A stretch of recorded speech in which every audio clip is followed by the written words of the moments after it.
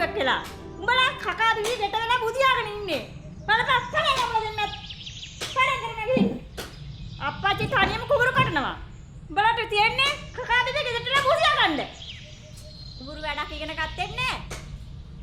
හැම වෙලාවෙම කලාව කර කර ගොඩ යන්න පුළුවන්ද? හෙට අනිසා කසාදියක් බැඳගත්තම ඔබට කන්න දෙන්න පුළුවන්ද? ළමයි පැටු හිටියම ඔබට වෙන්නේ නිකන් කන්න.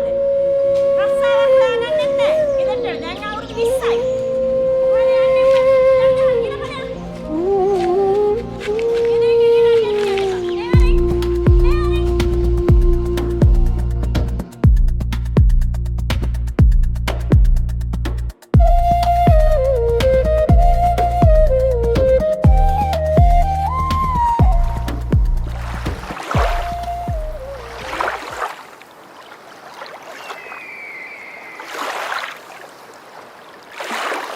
මචං පුළුවන් නැති. ඒ තුඹ හිතන විදිහට බෑ මේක කරන්න. දැන් මොකද්ද මං හිතන විදිහ කියන්නේ කියපන්කෝ. යකෝ උඹට තේරෙන්නේ නෑ බං ගම විදින්න. බලපන් මේ ගමෙන් එන සුවඳ. අපි ඉපදුනේ මෙතන, හැදුනේ මෙතන, ඉගෙන ගත්තේ මෙතන. යකෝ අපි හැමදේම තියෙන මෙතන. උඹට තේරෙන්නේ නෑ බං.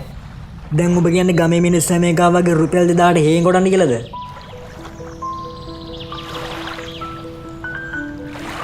මචං මධ්‍යස්ථව හිතපන්.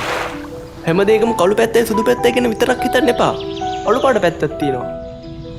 මධ්‍යම ප්‍රතිපදාව. මේකට තමයි ජීවිතේ විඳිනවා කියන්නේ.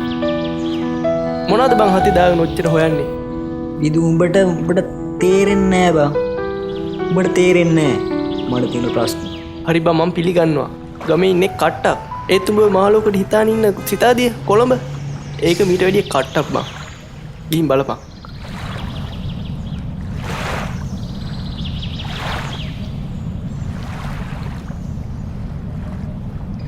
ඔබ මොනා කිව්වත් මගේ තීරණ වෙනසක් නෑ බං. ඒ කියන්නේ උඹ මේ සේරම දාලා යනවා.